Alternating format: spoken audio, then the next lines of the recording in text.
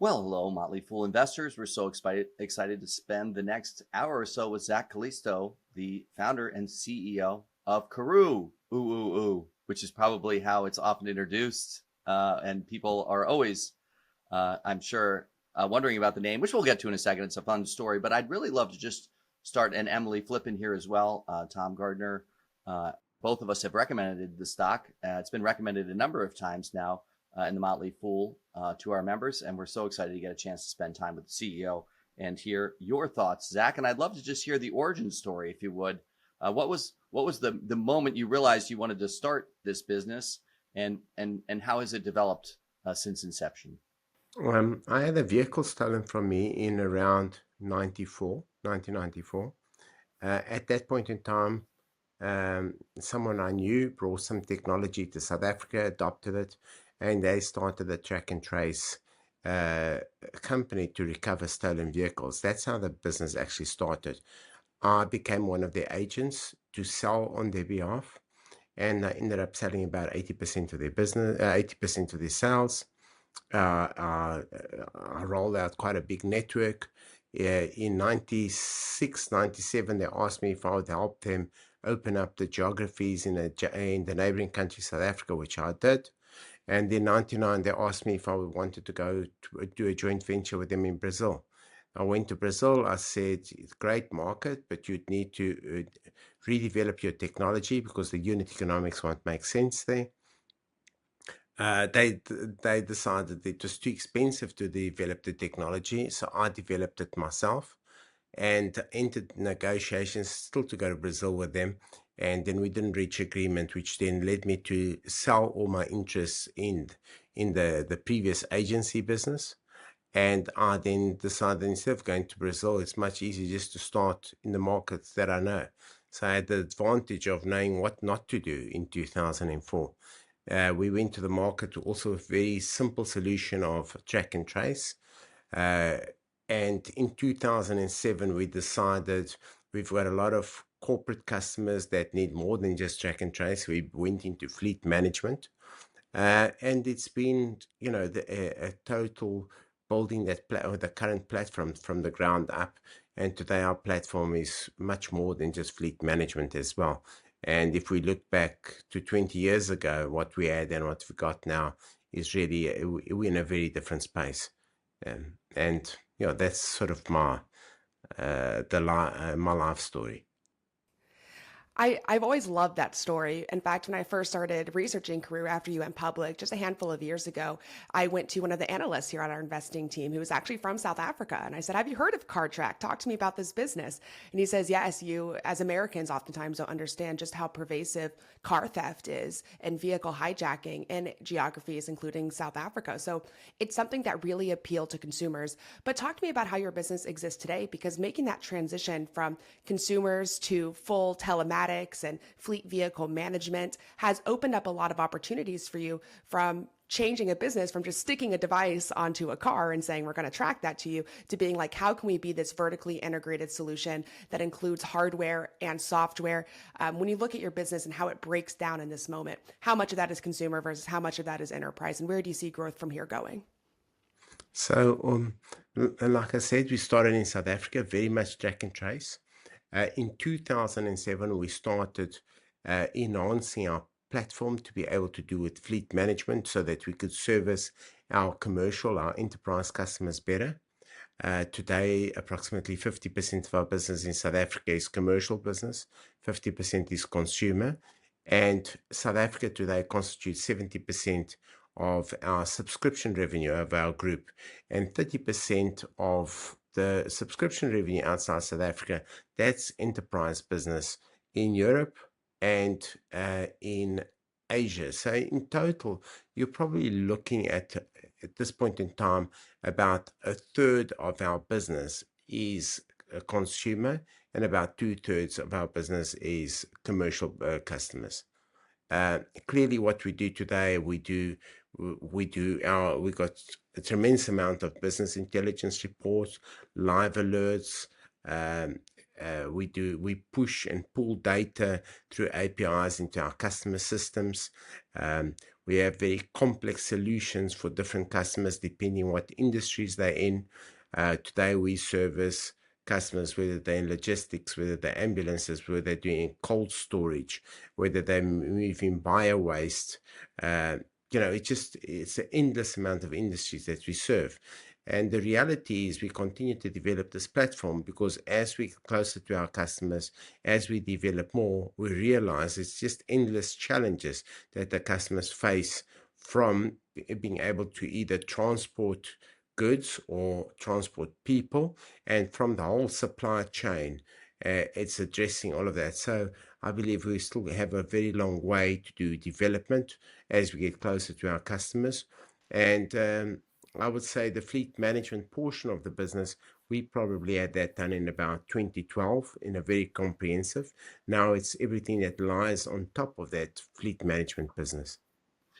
There would be no reason you would have played this game, although we're about the same age, Zach. And so maybe you had a computer game here and there in your life. I don't know. My brother and I played a lot of them growing up. There was a game entitled Civilization by Sid Meier, which is an absolutely wonderful game. One of the first things you learn in the game is you've got to get out of your home territory to expand. You've got to look elsewhere to broaden your civilization. I won't go into any more details on the game, but obviously you had that thinking in South Africa as your business was flourishing and you realized we need a larger market opportunity, and you chose to pursue Southeast Asia and to move your headquarters to Singapore. So my primary question there, actually, having done a fair amount of reading on why you made those decisions, is why do you think the market was so open in Southeast Asia? I would think that there would be a lot of competition and that that would be a relatively crowded market, whereas you see it as a promising, wide open opportunity. So we operate in South Africa. Just to give you a bit of color, we've got 5 peers that we compete with. Those 5 peers, we've competed with them since we started. They all started in South Africa in 94, 95, 96. We started in 2004. Today, we are the largest, we're the fastest growing, we've got the best financial profile. At that point in time, the Singapore government, one of the Singapore government entities had been asking me since 2004 to bring the technology to South Africa. And I didn't really take them seriously, and I had too much to do, and I'm a great believer, don't go abroad until you've won at home. By 2015, when we came to Singapore, we had won at home. We were clear winners. We are still fastest growing. We continue to be the winners. We continue to grow the fastest. And we started in Singapore. Singapore, we liked it because it had a very sophisticated market, very AAA country with easy to get talent. It's very easy to recruit talent. In South Africa, if you want to bring in a few engineers, it's not that easy. It's complicated. In Singapore, you get it done in a week. If you want to bring talent from anywhere in the world, you get permits for them to come in. It's quick. It's very business friendly. And then we also saw the rest of Southeast Asia very much as an emerging market, mirroring South Africa, but without the crime. So it was something we understood. And we operate in Southeast Asia, New Zealand, and the UAE as well. And in my opinion, we've been relatively successful, if not to mention very successful. However, we did have 4 very tough years, which was COVID. The way COVID was handled in Singapore in Southeast Asia was very different to the way it was handled in the rest of the world. I mean, you virtually couldn't leave your house. It was very, very difficult. And then post-COVID, we also had the problem that nobody wanted to come to work. Everybody wanted to work from home. So we've had 4 very difficult years, but despite that, we continued to grow during those 4 years, and we're just starting to accelerate our growth once again now. One of the most impressive things about your business, and you mentioned it, was your ability to drive profits and build up this incredible financial profile while also growing rapidly. And it's rare that you get to see companies that are expanding outside of their home geography, which, as you mentioned, you were a later entrant. You've dominated that market. I think when I first did my research, 1 in 10 cars in South Africa were being managed on the CarTrack platform. That is an incredible amount of scale. But you've taken that success and you've also managed to maintain that financial success while you've been expanding internationally. And again, that is absolutely incredible. But when you look at these new geographies, do you worry at all about how success in Singapore Singapore or Indonesia or the UAE or the EU could impact your level of profitability, considering you've already scaled so successfully in your home market? So I think today, we're profitable in Asia. We're very profitable in Asia. We're very conscious of capital allocation. We run very tight unit economics models, and we don't just sort of go with a gunshot approach where we just throw money at it until we win. We actually have a very slow, methodical approach to growing a business that gets momentum over time. So we believe in the rule, the power of compounding as as opposed to go out there, grab as quickly as possible and fix all your internal problems later. I believe you can only really do that where you grab a land grab and fix your problems later. If you've got a tremendous amount of cash to burn and you're willing to put that at risk, and two, you're is very much in a market that's a monopoly, if that makes any sense. So we're very conscious of capital allocation, and we're extremely profitable in Asia already. We actually have built an AI powered scoring system for public companies, mostly US listed, but increasingly we will be moving to evaluate companies around the world. And you have one of the highest financial scores of any public company, certainly of any small cap public company. You also have a RUNTA, which is an acronym for Return on Unlevered Net Tangible Assets, which is something that Warren Buffett has written about in past shareholder letters, essentially evaluating how much operating cash flow you can draw out of your physical asset base. And the RUNTA at Karooooo is about 35%. Buffett says, I like it when it's above 25%. So all of the financial metrics are outstanding. And I'd love you to let's go to the rule of 60, because we've heard rule of 40. I'm even wondering when we'll get to rule of 90 at Karooooo. But tell us what level you're at now and what that represents to any viewers today that aren't familiar with that concept. I haven't got the exact maths with me. The reality is, as I get older, I pay less attention to the nitty-gritty of all these calculations, and I'm more worried about the welfare of the business. But I believe it's just a combination of your growth margin, your EBITDA margin, and you add the two, and you get to 60%. So the reality is that we have got a very profitable business generating really good and operating cash flows, and our growth rates are what I would consider very healthy. But given the cash that we generate, the free cash, which I would like to allocate that cash into the business to grow even faster, if that makes any sense. So the reality of it is that we want to grow faster, but given the way we approach our capital and our exposure to risk, it sort of slows us down a bit at times. And perhaps it's given my age. If I was a younger lad, 30 years old with 20 good degrees, I'd probably throw cash at it, and if it didn't work, I'll just start a new venture next week.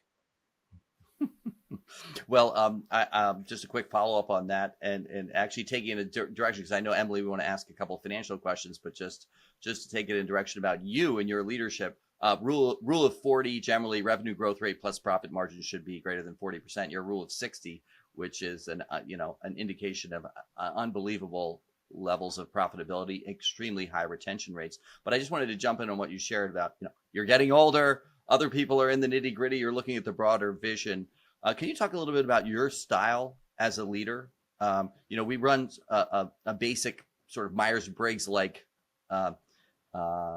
methodology at the Motley Fool called the Synergist Quiz, which distinguishes 4 different traits for each of us. And of course, we have capabilities in all 4, but one of them is to have a lot of ideas, another is to get things done on time, another is to build systems, and another is to be a people sort of unifier.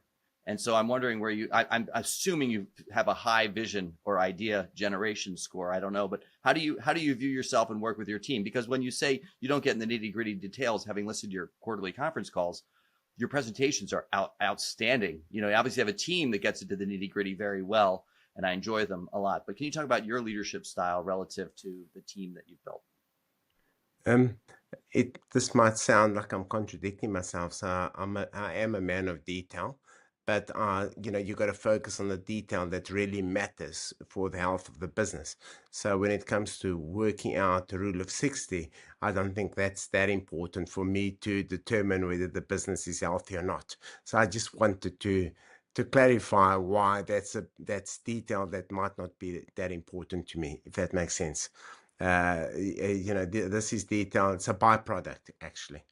So I think I'm quite detailed, but at the same time, in a healthy way. Otherwise, you could get lost in the analysis paralysis, and everything matters. And at the end of the day, you're not making the decisions that's important. I think my forte is building teams, understanding people, understanding what people are good at, and understanding people that will not be a culture fit for us. And I think that's one of my strengths is building teams. I also think I'm quite pedantic at building products and to make sure they work and that the customer is getting the best service possible. And I'm also uh, very pedantic about making sure we've got control about the full value chain of our operations, and which implies customer service. So it's very much about making sure we vertically integrated, making sure we've got a great culture, and making sure we're building the right teams, because at the end of the day, we're in the business of building teams. If you can't build the teams, you're not going to have a good business. You might have a big business, but it might not be a good one, if that makes sense. So that's more my management style. Great teams, great product, and then pay attention to the way you spend money. It's beautifully said. And actually, I love your commentary around the details that do matter versus the details that don't matter. When you get into, stock research and analysis, you can drown in facts and figures, and 99% of the stuff you come across probably doesn't actually matter to the success of the business. The hard part is finding the little bit that does. And one of the things that has really mattered to me in my research for Karooooo, going back to your financial profile, has been the return on investment that you get from virtually everywhere that you put your capital. And in some ways, you run this business like an old business. You can tell it was built up in the 90s. You pay a dividend and you're very disciplined when it comes to capital allocation. But at the same time, when I look at these return on investment metrics, I think to myself, I am 30 years old. I would love to be throwing capital everywhere I could in this business, but it's a pretty capex intensive company. So you haven't gone out and raised a lot of debt and raised a lot of capital in order to expand really aggressively. And do you intend to maybe change that moving forward as you get success in the new geographies, or is slow and steady really win the race here? I think the reality is this, Emily, if I could have it my way, I'd be growing at 300% per annum. Does the market exist to grow at 300% per annum? Yes, it does. It's all about execution. And then it's all about execution and keeping your culture so that it's sustainable. Because you can go out there, grow at 40, 50%, and then you say you're going to become profitable later, and you might never ever become profitable because your customer retention might not be there. The minute you want to contain costs, then staff will leave you because they've been used to not a disciplined environment. They've been used to earning too much money. So it's always tricky to then cut back later. So we stick into the way we're doing things, but I'm not against raising cash and getting debt and issuing shares. But we'll do that when we find that our free cash flow is not sufficient. And I would love to be in a situation where we're raising cash so that we can grow faster, but not just raising cash so we can throw cash at it to grow faster. Beautifully said. I'd like to talk about your product offerings and your solutions. I kind of have a two-part question. The first is I'd just like to hear a little bit of the breakdown of the product suite in Cartrack and in Karooooo Logistics, just to make sure that our members understand those two components of the business. And then I'd love to hear about your product development process. So I'll touch the product development process. I think one, we listen to our customers, but we don't let our customers determine what we develop.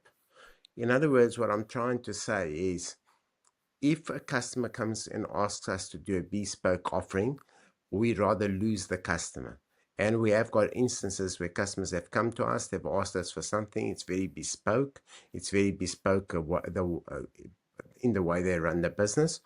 And we might actually think, it's actually a great idea, but it's not the right time for us to do that. We've got other things, to do.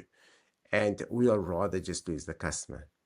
Uh, when we started up building our platform, we went in the fleet management space. We said, what do we build so we can address 80% of our customers' needs? Then that became 99%. And then it becomes, it's no longer the primary needs that the customer needs.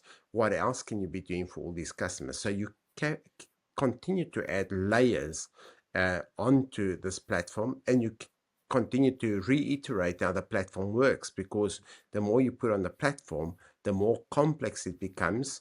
And if it becomes too complex, then adoption becomes a problem. So you've got to have a relatively sophisticated, complex platform, but that's easy to use and that's easy to train somebody and guide people to be able to use it. If we look at our platform today, we've got all the bells and whistles and alerts of a fleet management company has got.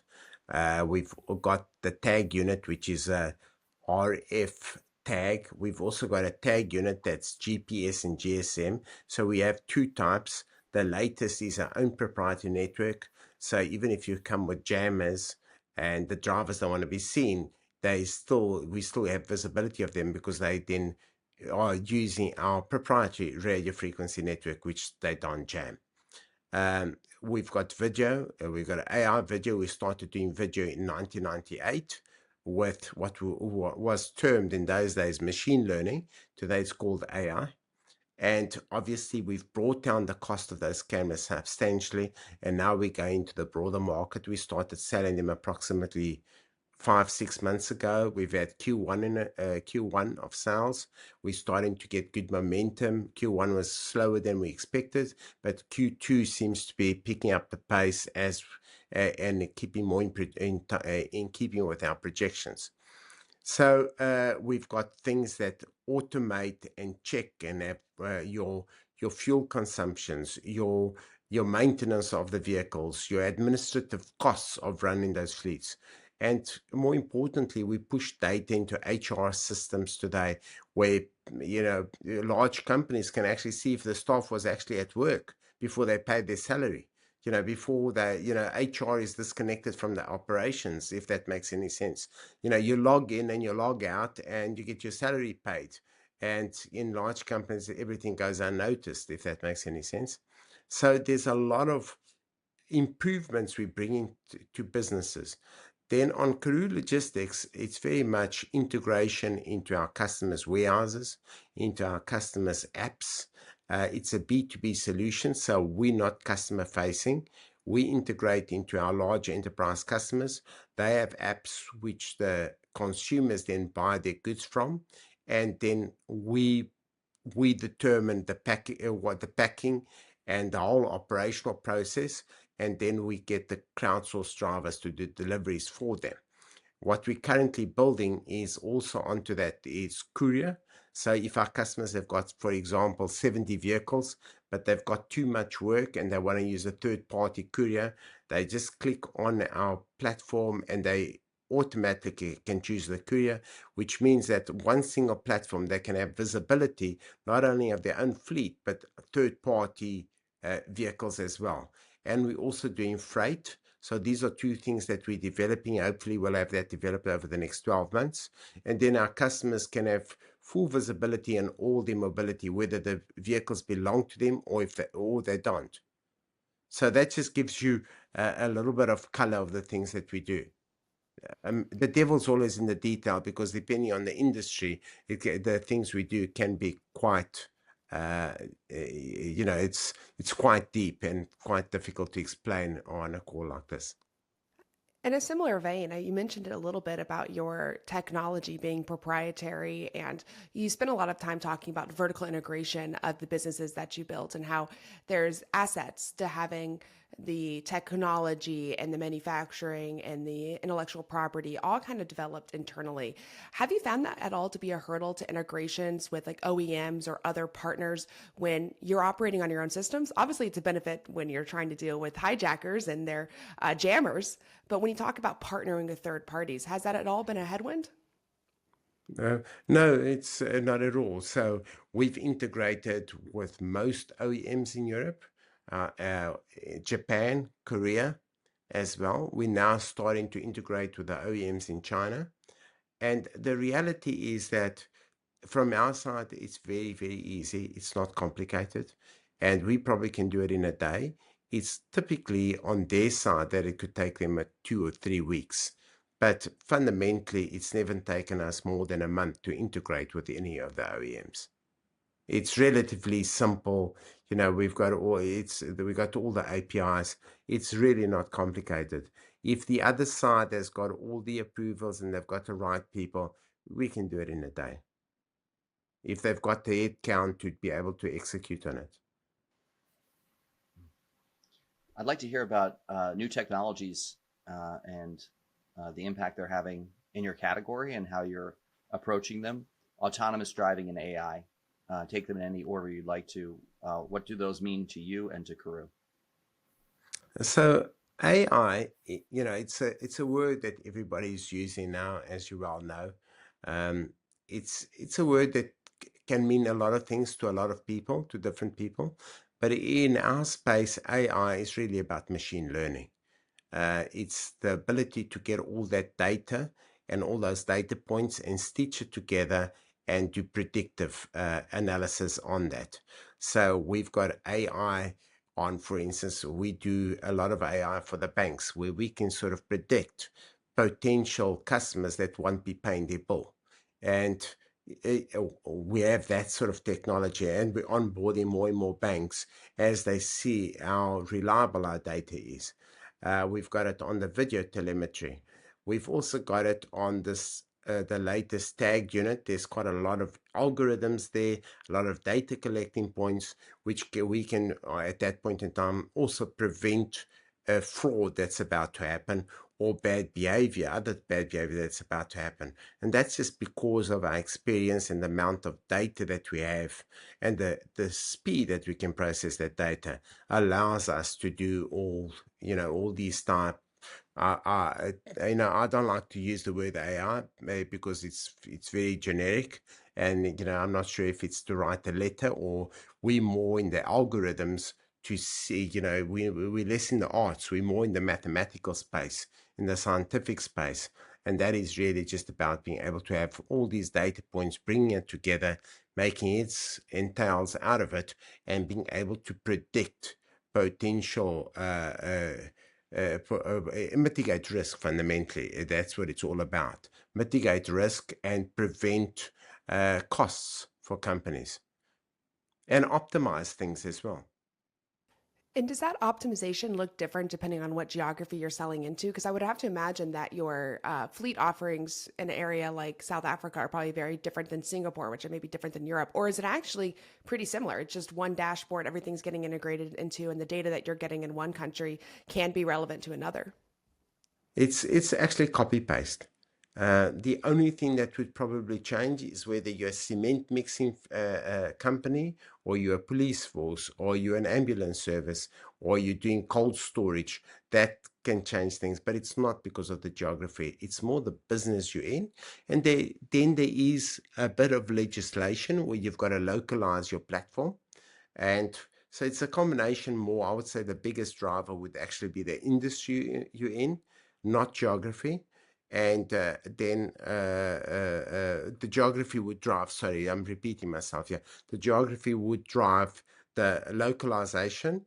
And for instance, the geography like South Africa or Latin America, that would also drive a bit of a need for the stolen vehicle and recovery, because that's something that I believe is also very prevalent in Latin America and South America and in South Africa. But it's in the other geographies we operate in, we don't have those issues. You may have heard that in the last call, Tesla began to really emphasize autonomy for their entire business. We expect that some of the difficulties we're going through and all of the things that Elon Musk is involved in, the bet that they're making is autonomous vehicles and autonomous robots in our daily lives. What does autonomous driving mean for Karooooo? It's a very good question, and I'm not certain that I have the wisdom to answer you. Because, you know, in the time that I've been in the industry, I've been in the industry since 1994. There's been so many things that have come and gone, and they didn't happen, or they didn't happen the way we thought they were going to happen.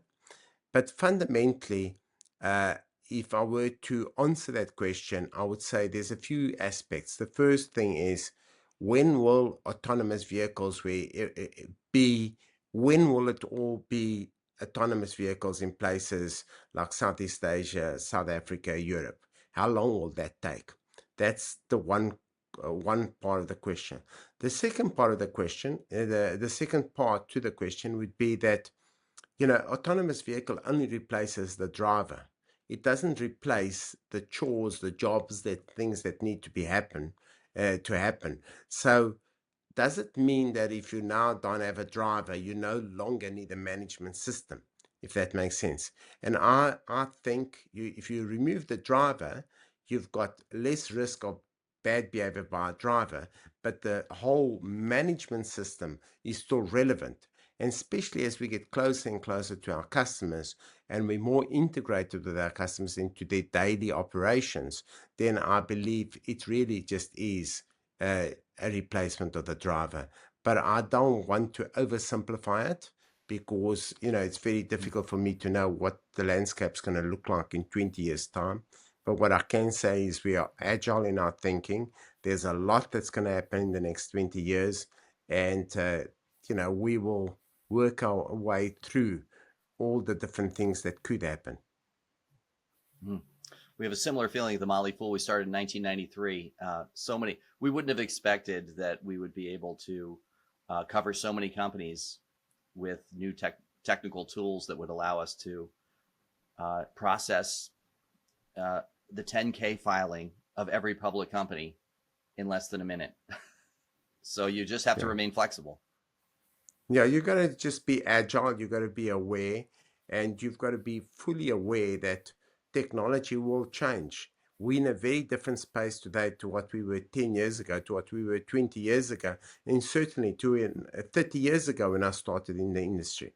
So it's fine. As long as there's things to be moved, whether it's humans, whether it's goods, so as long as there's companies, as long as there's operations, there's something we can help them resolve some challenge. And for as long as there's life, there will be challenges. And that's a simplified way of me looking at business. Thank you. Simple is often best. I think Steve Jobs said, it takes a lot of time to get down to very simple, clear thinking and product expressions in the world. What do you think is the reason that you outperformed the handful of peers and competitors that you faced and that started before you in South Africa? I think there's a few things. I think that the fact that we're vertically integrated and we've got total control of our customer service, our product development, our call centers, our technicians, they outsource most of these things. So if you look at the amount of staff they have and the amount of staff we've got substantially more, because we don't outsource any of these jobs. And that just makes us a faster, sleeker business. We don't have to speak to somebody who's got to make up their mind and reach agreement. We decide now, and we do it now. If it's a big difference, we don't have to bring in any third parties to make decisions for us, and they've got a competing P&L with us. So that for us, I think, is key. Then it's the actual culture of the company. I think the fact that it's an owner-run business as opposed to professional CEOs. You typically find the professional CEO typically would say, what's good for me and how am I going to get my incentives at the end of the year? Typically, that's how they would think. And I think very long term, I think 20 years, if that makes sense. I can't think what's good for me this year, because what's good for me this year might be very bad for me in the next 5 years. So I think fundamentally it's culture and the fact that we're vertically integrated and we're agile.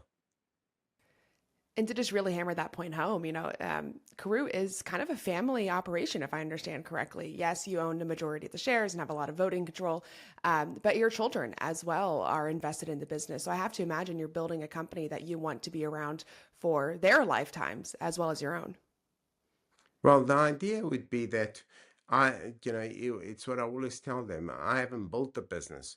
All I've done is built a great platform that's listed on a great financial market, so that will allow them to build a big business.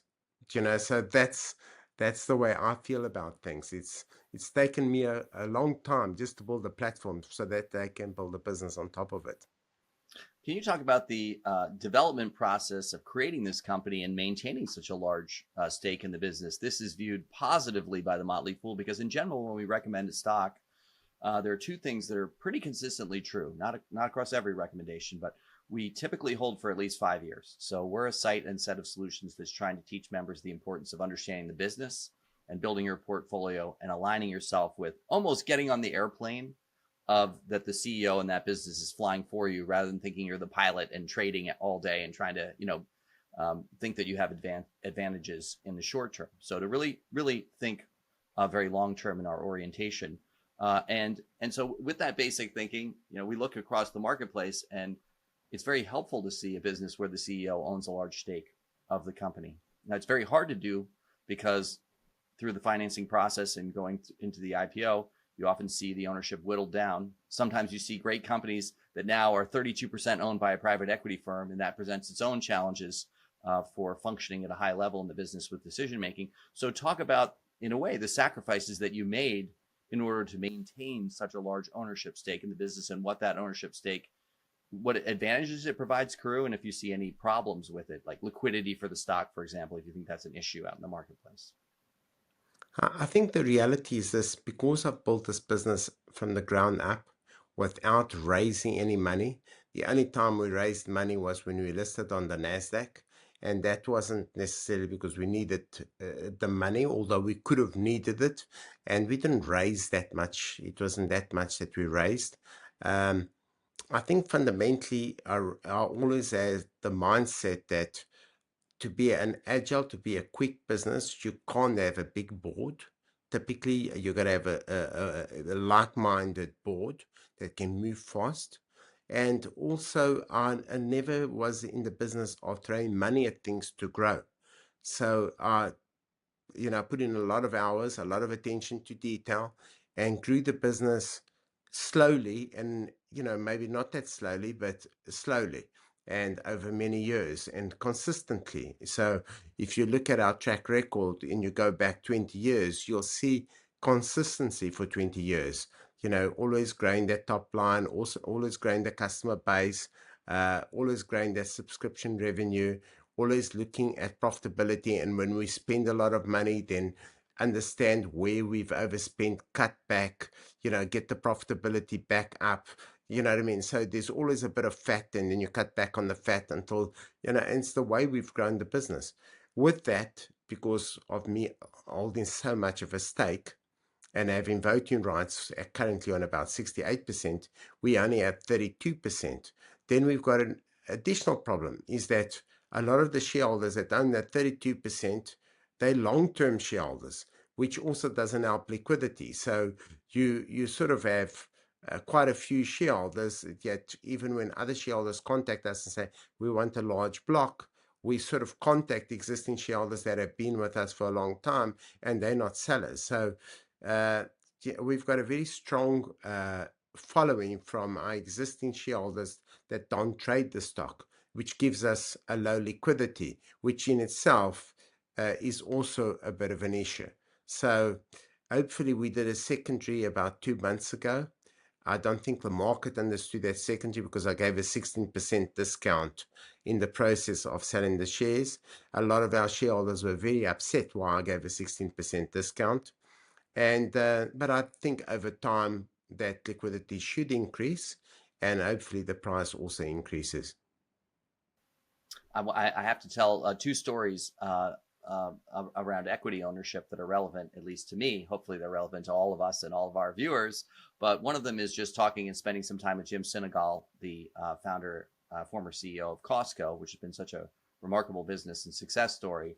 And he said, as you just said earlier, Zach, he said, every important decision I make, I look 25 years forward in my mind and try and understand the implications of that. What ends up happening with that mindset is that you often do trade off a bad year or a few bad years for a great 5 to 10 year period. But obviously that can be confusing. You're never wanting to just take a bad year, but there are certain things where we're going to make sacrifices and put expenditures in now because we have a good sense of where the world's going. We're going to make that reinvestment now.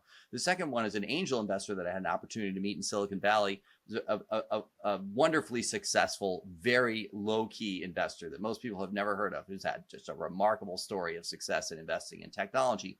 And he asked at the dinner table, I asked him, what is your top factor? What are your top factors that you look for?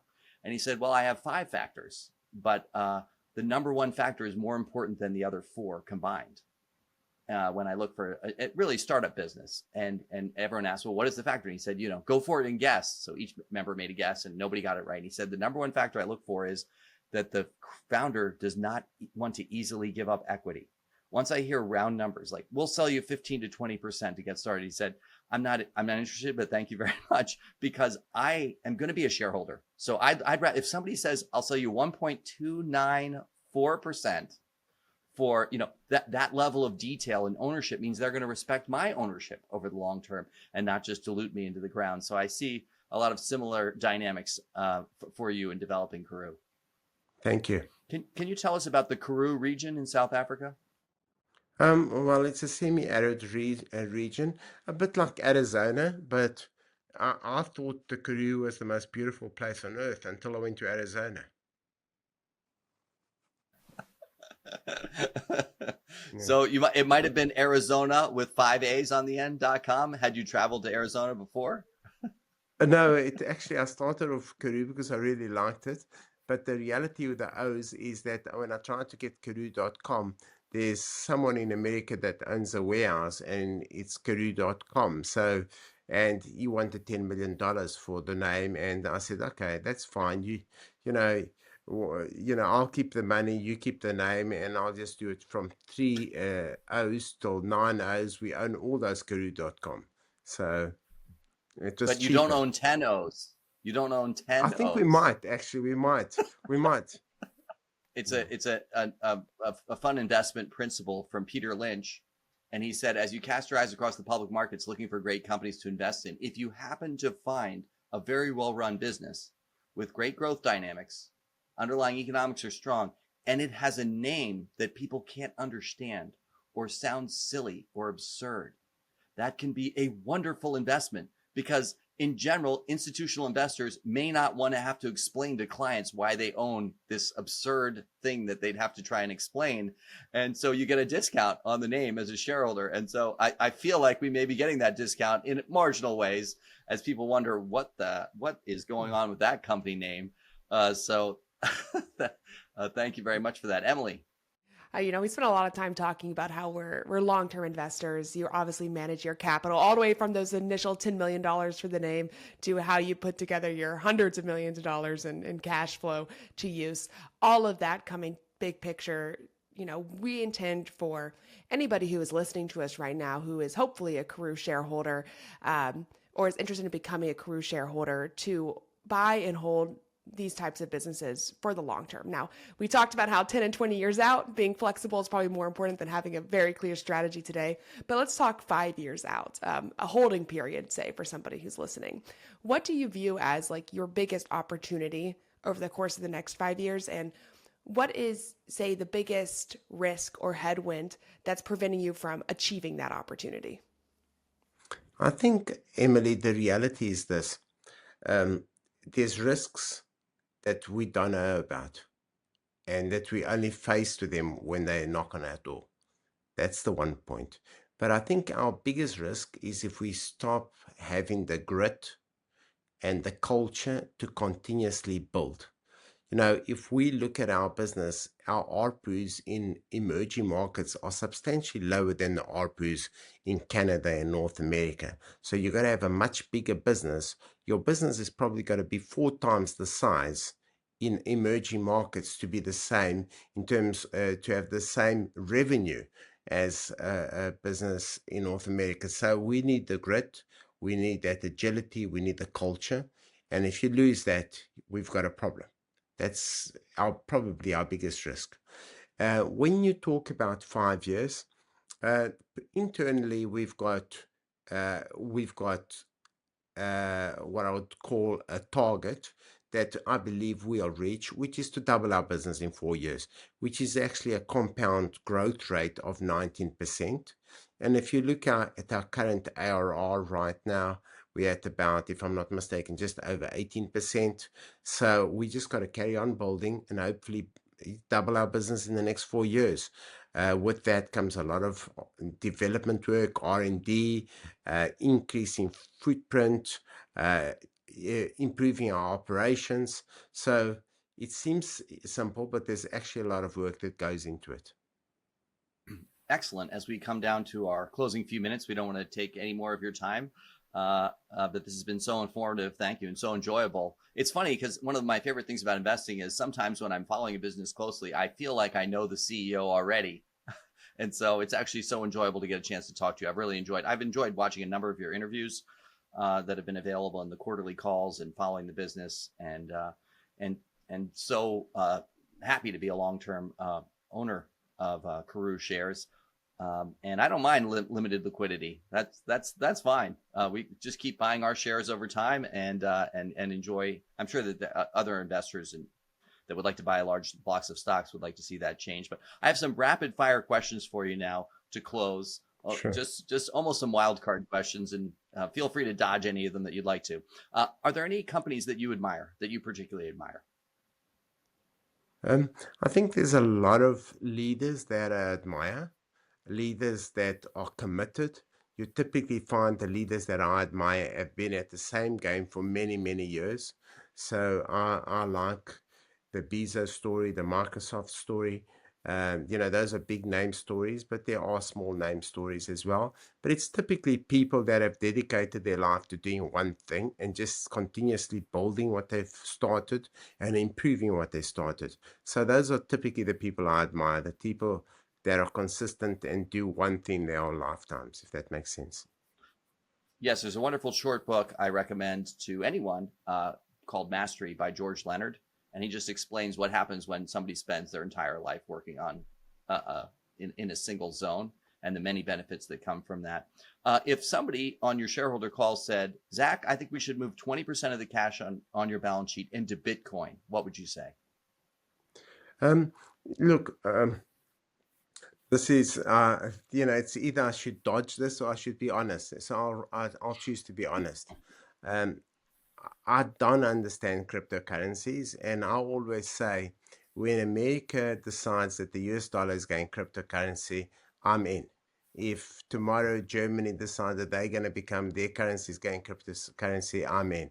But for as long as there's cryptocurrencies, I mean, tomorrow we could have the Elvis Presley crypto. You can start. So the philosophy of crypto, you can't more, you can just divide it, but nobody talks about that you can just start another crypto tomorrow. So for me, it's a little bit of a great game to be played of greed, and a lot of people will make a lot of money, and at some time either the whole thing explodes or it converts to becoming a government currency. I'm not certain, but I'm quite risk adverse, and I don't typically invest in things that I don't understand. So if I don't understand it, I'd rather go to the casino. At least understand that I'm going to lose.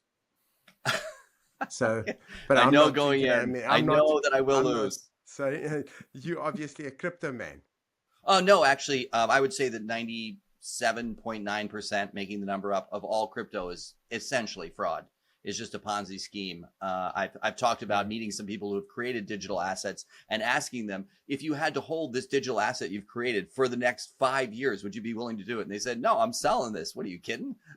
So yeah, it makes no sense to me. Yeah, I do believe in Bitcoin, but I won't go into many details of that in our remaining 3 minutes. But perhaps if we get a chance to sit down and have coffee at some point, I can maybe share some of the thoughts as to why I believe that. What is one thing you really love about the company culture at Karooooo, and one thing you'd like to enhance it going forward?